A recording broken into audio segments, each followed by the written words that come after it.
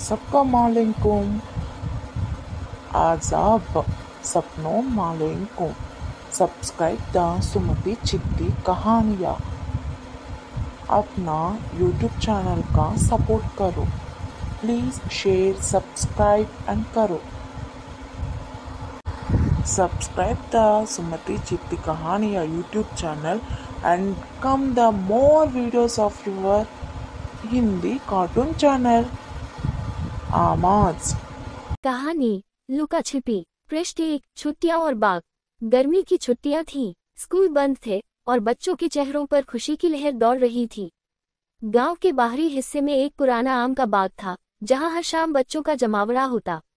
वहां के पेड़, झाड़ियां और कच्चे रास्ते जैसे बच्चों की दुनिया का हिस्सा बन चुके थे। सबसे पसंदीदा खेल था लुका छिपी। इस टोली में 8 दोस्त थे: मोनू, पिंकी, गुड्डू, रज्जो, छगन, गुड़िया, बबलू और सबसे छोटा बिट्टू। बिट्टू बस 5 साल का था, लेकिन सबका लाडला और सबसे ज्यादा उत्साहित। खेल के लिए सब कुछ तय था। गिनती कौन करेगा, कौन पहले छिपेगा और कहाँ कहाँ जाना मना है। पृष्ठ 2। खेल की शुरुआत। उस दिन की शाम कुछ खास थी। मौसम में अजीब सी ठंडक थी और आसमान में हल्के बादल छा रहे थे।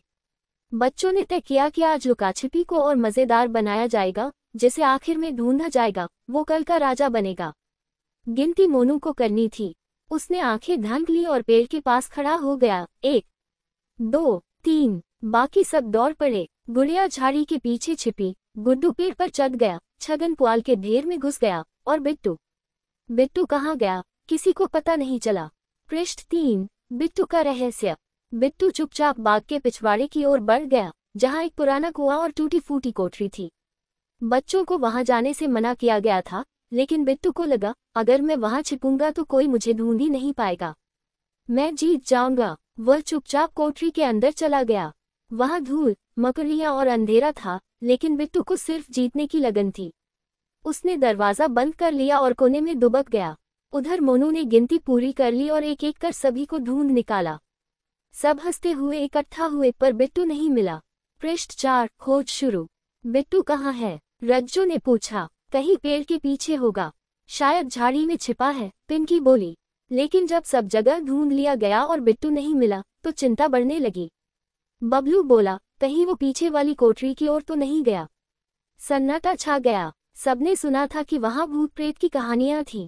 पिंकी डरते हुए बोली, चलो चल कर देखते हैं, उसे कुछ हो न जाए। पृष्ठ 5। डर और साहस। सभी बच्चे एक दूसरे का हाथ पकड़े उस कोठरी की ओर बढ़े। झाड़ियों को हटाते हुए, दिल की धड़कनों को संभालते हुए वे दरवाजे तक पहुंचे। दरवाजा बंद था। बबलू ने धीरे से खटखटाया, बिट्टू अंदर है क्या? अंदर से कोई जवाब नहीं आया। फिर गुड्डू ने जोर से धक्का दिया।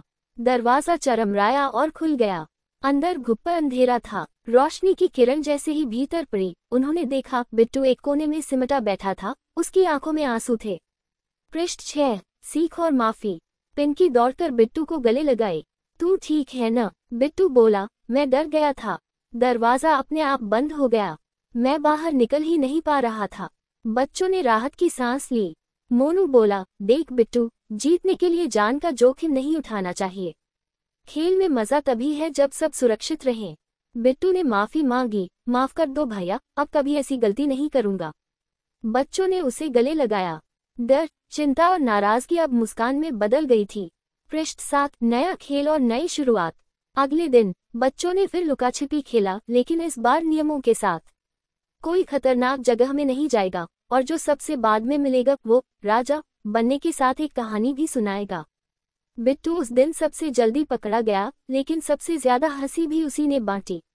अब वो सबसे कहता, सिर्फ जीतना जरूरी नहीं, सबका साथ जरूरी है।